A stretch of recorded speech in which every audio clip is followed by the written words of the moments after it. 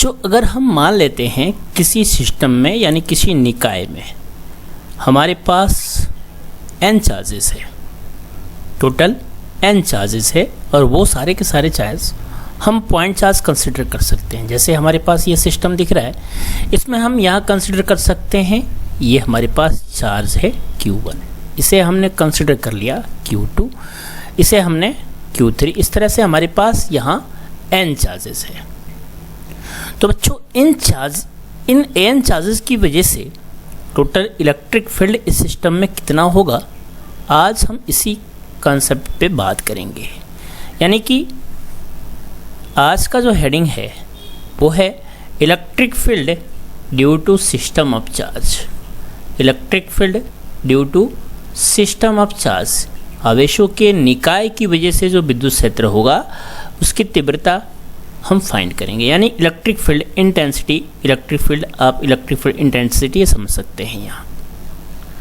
बच्चों, सबसे पहले इसमें मैंने आप लोगों के लिए नोट्स की तरह लिख रखा है यहाँ, इलेक्ट्रिक फील्ड को फाइंड करने के लिए अगर सिस्टम ऑफ चार्ज है तो सिस्टम ऑफ चार्जेस, बहुत सारे चार्ज है यहाँ पे, सिस्टम ऑफ चार्ज है और you can say system of charges है, तो उसकी वजह से अगर आपको इलेक्ट्रिक फील्ड फाइंड करनी हो तो आपको प्रिंसिपल ऑफ सुपरपोजिशन अप्लाई करना पड़ेगा, जिसे हम अध्यारोपण का सिद्धांत कहते हैं। अगर आपके पास बहुत सारे चार्ज हो और आप टोटल इलेक्ट्रिक फील्ड निकालना चाहते हो तो आपको अध्यारोपण का सिद्धांत यानी सुपरपोजिशन प्रिंसिपल अप्लाई करना पड़ेगा। बच्चों, इसके लिए हम मान लेते हैं कि हमारे पास कोई एक सिस्टम है और उस सिस्टम में हमारे पास टोटल n चार्जेस है। हिंदी और इंग्लिश दोनों ही मीडियम के बच्चों के लिए मैंने यहाँ लिख रखा है, और इनकी पोजीशन फ्रॉम ओरिजिन गिवन है r1, इसे हम वेक्टर के फॉर्म में लिख सकते हैं, vector r1, vector r2, vector r3 और इस तरह से वेक्टर rn। इसी तरह से हिंदी मीडियम वालों के लिए भी आप यहाँ पे वेक्टर का साइन लगा सकते हैं, क्योंकि ये पोजीशन है, पोजीशन वेक्टर है। तो बच्चों, ये जो हमारे पास चार्ज है यहाँ Q1, ये Q2 और ये Q3, इनकी पोजीशन गिवन है, पोजीशन वेक्टर गिवन है, पोजीशन वेक्टर ओरिजिन से, ये ओरिजिन पॉइंट है और इनकी पोजीशन है हम मान लेते हैं r1, इसकी पोजीशन को हम मान लेते हैं r2, और पोजीशन ओरिजिन से हमेशा बाहर की तरफ होती हैं, और इसकी पोजीशन को हम कंसिडर कर लेते हैं r3। इस तरह से rn तक हो सकता है यहाँ पे, जैसा कि साफ साफ लिखा हुआ है, इनकी पोजीशन rn तक है। अब हमें टोटल इलेक्ट्रिक फील्ड फाइंड करने के लिए आपको सुपरपोजिशन प्रिंसिपल या प्रिंसिपल ऑफ सुपरपोजिशन यूज़ करना पड़ेगा। तो according to superposition principle, total electric field जो होगा ना वो equal to the vector sum of electric field due to each charges, due to each charge होगा, चार्जेस नहीं है चार्ज। तो हम ये कह सकते हैं कि जो इलेक्ट्रिक फील्ड है, टोटल इलेक्ट्रिक फील्ड, ये हर चार्ज, हर पॉइंट चार्ज के इलेक्ट्रिक फील्ड के सम के इक्वल होगा। यहाँ पे जो Q1 है उसका इलेक्ट्रिक फील्ड है E1, Q2 का इलेक्ट्रिक फील्ड E2 और इसी तरह से Q3 का इलेक्ट्रिक फील्ड QN EN और इस तरह से QN का इलेक्ट्रिक फील्ड हमने EN कंसिडर। तो यहाँ इलेक्ट्रिक फील्ड फाइंड करने के लिए इस सिस्टम की वजह से हम सुपरपोजिशन प्रिंसिपल यूज़ करने वाले हैं। सुपरपोजिशन प्रिंसिपल में हमारे पास ये एक चार्ज है, ये सेकंड चार्ज है, ये थर्ड चार्ज, इस तरह से हमारे पास टोटल n चार्ज है, और कंसिडर कर लेते हैं कि यहाँ इस पोजीशन पे एक कोई चार्ज रख दिया हमने, जिसे हम टेस्ट चार्ज कंसिडर कर सकते हैं। तो इस चार्ज की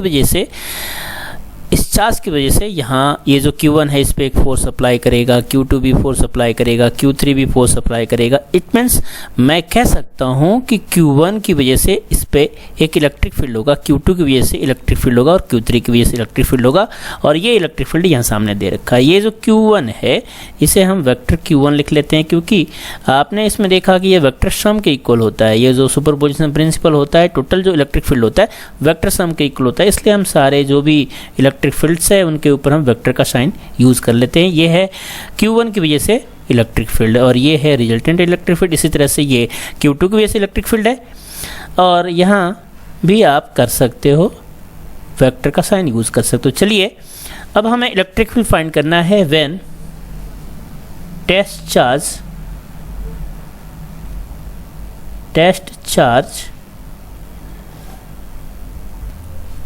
ओ पर हो। जो भी टेस्ट चार्ज है हमारे पास उसे हमने ओ पर कंसिडर कर लिया, यानी कि हिंदी में भी इसे लिख रखा है जब परीक्षण आवेश ओ पर हो।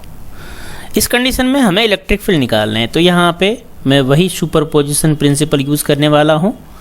E इक्वल्स टू E1 की वजह से जो इलेक्ट्रिक फील्ड होगा उसे मैं लिख सकता हूँ KQ1 अपॉन R1 स्क्वायर।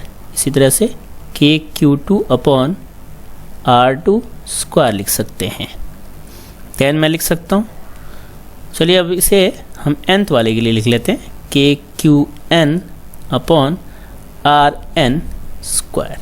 बच्चों वेक्टर फॉर्म में अगर आप लिखना चाहें तो वेक्टर फॉर्म में भी आप लिख सकते हैं। यहाँ पे आपको लिखना होगा vector E equals to KQ1 upon R1 square. Then vector का साइन आपको यूज़ करना है, यहाँ पोजीशन आपको R1 वेक्टर ये R1 है, और इस तरह से आपको यहाँ लिखना है R1 का कैप। देन आप लिख सकते हैं KQ2 upon R2 vector square and then R2 का कैप। इस तरह से अब आप nth जो इलेक्ट्रिक फील्ड है उसे लिख सकते हैं KQN अपॉन RN वेक्टर का स्क्वायर और RN का कैप। अगर आप इसे समेशन फॉर्म में लिखना चाहते हैं तो आप इसे लिख सकते हैं vector E।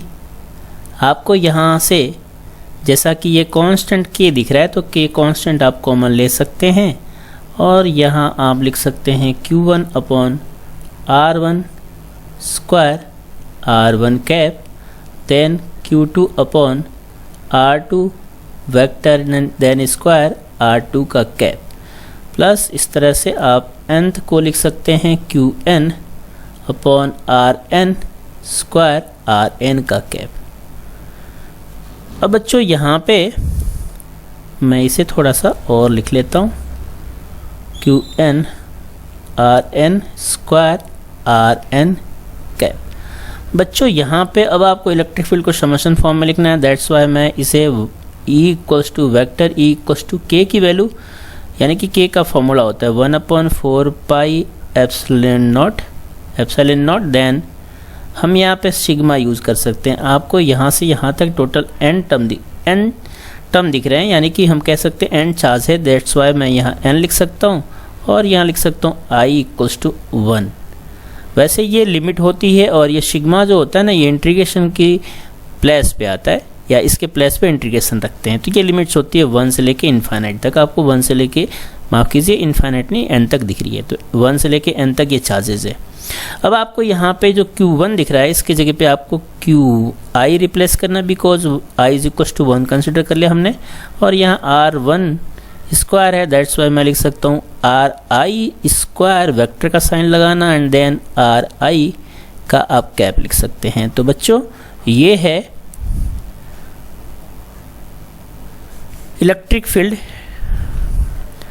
Due to system of charge, और जब टेस्ट चार्ज को रखा गया किस पोजीशन पे, ओ पोजीशन पे।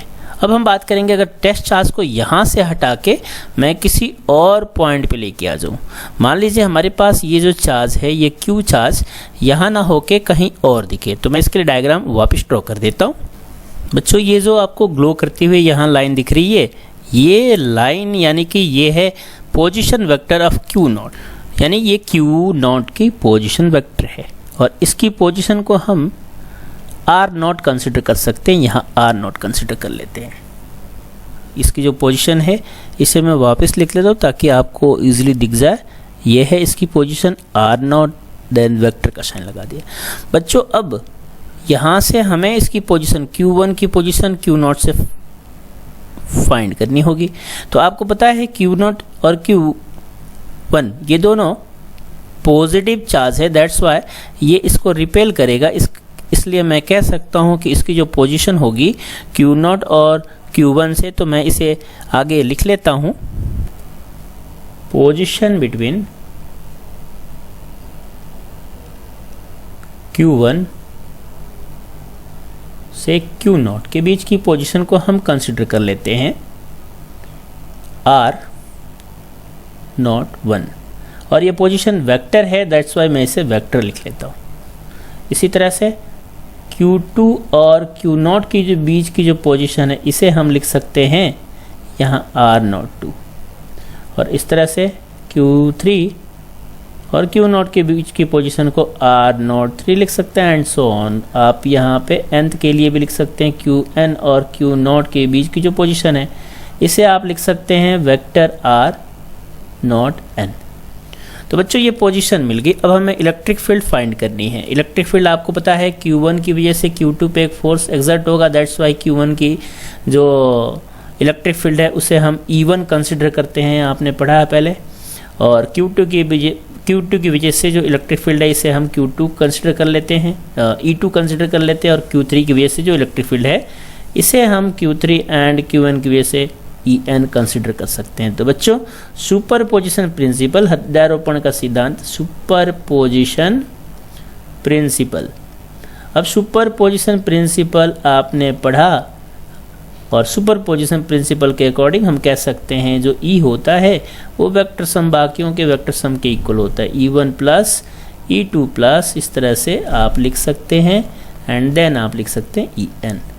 यानी कि जितने भी चार्ज हैं इन चार्जेस की वजह से जो इलेक्ट्रिक फील्ड है उन सब का सम इनका रिजल्टेंट होता है। तो हम इसे यहाँ कंसिडर कर लेते हैं, E ही कंसिडर कर लेते हैं इसके रिजल्टेंट को।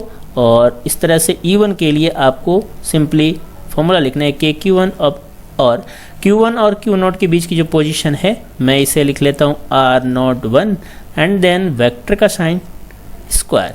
और यहाँ चूंकि वेक्टर आया हुआ है इसलिए आप यहाँ पे कैप लगाएंगे और इस तरह से कि Q2 अपॉन मैं लिख सकता हूँ R02 square and then R02 cap plus आप इसे आगे n के लिए लिख सकते हैं कि QN upon R0n square and then R0n का कैप लिख सकता हूँ। बच्चों यहाँ पे आपको अब कॉमन दिख रहा है K, तो K कॉमन लिया और इस तरह से यहाँ लिख सकते हो आप Q1 upon R01 vector then R01 cap और इस वेक्टर का स्क्वायर कर दीजिए। देन Q2 अपॉन लिख सकता हूँ मैं R02 vector square and then R02 का कैप। और इस तरह से nth के लिए आप लिख सकते हैं यहाँ Qn upon R0n vector square R0n cap. अब इसे समेशन फॉर्म में लिख लेते हैं, यानी कि योगफल के रूप में लिख लेते हैं। तो आपको यहाँ K लिखना एंड देन सिग्मा का साइन यूज़ करना है। सिग्मा कहाँ से, 1 से लेके n तक। तो आपको टोटल यहाँ n लिखने हैं, ये वैसे सारी वैल्यू होती है और कह सकते हैं ये अपर लिमिट होती है और यहाँ पे लोअर लिमिट है, स्टार्टिंग वैल्यू है हमारे पास 1 एंड इसको हम लिखेंगे, इसमें से किसी एक को सेलेक्ट करना है और वहाँ पे जो न्यूमेरिकल वैल्यू है उसके जगह पे जो भी न्यूमेरिकल वैल्यू चेंज हो रही है, फॉर एग्जांपल यहाँ 1 2 3 ये चेंज हो रही है, बट ये नॉट 0 जो दिख रहा है आपको नॉट ये चेंज नहीं हो रहा, दैट्स वाई मैं जो वैल्यू चेंज हो रही है उसके जगह पे यहाँ पे आई लिख लेता हूँ। तो इस तरह से आप यहाँ लिखेंगे QI और R0I वेक्टर स्क्वायर R0I का कैप। तो ये होगा electric field due to system of charge जब टेस्ट चार्ज को ओरिजिन पर नहीं रखा गया। आपने देखा इससे पहले डायग्राम में, वापस हम देख लेते हैं। टेस्ट चार्ज को हमने अब ओरिजिन पे नहीं रखा, पहले कंडीशन में हमने ओरिजिन पे रखा, अब टेस्ट चार्ज को हमने इससे अलग रखा। तो इनके बीच की जो पोजीशंस थी उस पोजीशन को आपने समझ लिया। तो बच्चों अगर आपको वीडियो पसंद आई हो तो लाइक कर दीजिए, सब्सक्राइब कर दीजिए चैनल को, अगर आपने अभी तक सब्सक्राइब नहीं किया है बेल आइकन को दबा दीजिए ताकि आने वाले वीडियोज़ का नोटिफिकेशन मिल सके। और बच्चों हाँ, ज़्यादा से ज़्यादा शेयर कीजिए ताकि दूसरे बच्चों को भी इसका फ़ायदा मिल सके। Thank you so much.